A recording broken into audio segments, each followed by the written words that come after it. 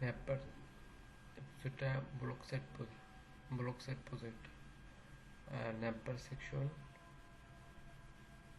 Subscribe section, product section and footer section.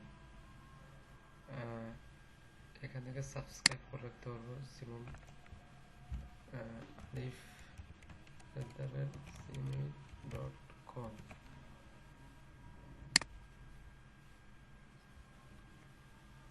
Subscribe হয়ে গেছে।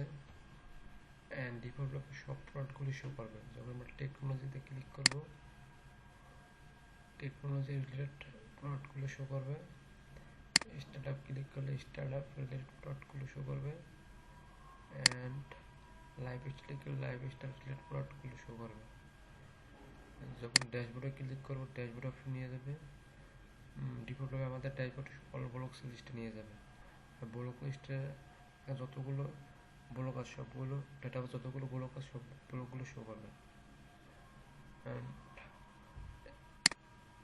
Add block click করলে এখান থেকে আমরা যেকোনো একটা ব্লক অ্যাড করতে পারবো। সাবস্ক্রিপশন অপশন থেকে অল সাবস্ক্রিপশন লিস্ট করে দেখতে পারবো। এখান থেকে যেমন হচ্ছে আগে সাবস্ক্রিপশনটা আমি ইচ্ছে করে ডিলিট করতে পারবো, যেমন হচ্ছে অলরেডি ডিলিট হয়ে গেছে।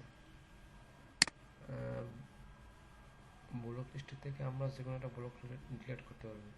যেমন এখন দুইটা অ্যাক্টিভ ব্লক আমরা একটা ডিলিট করে দেব, অলরেডি ডিলিট হয়ে গেছে। এই প্রজেক্টে আমি ফ্রন্ট-এন্ড সাইডে নেক্সাস ইউজ করছি অ্যান্ড ব্যাক-এন্ড এক্সপ্রেসেস এবং ডেটাবেস হিসেবে মঙ্গোডিবি ইউজ করছি।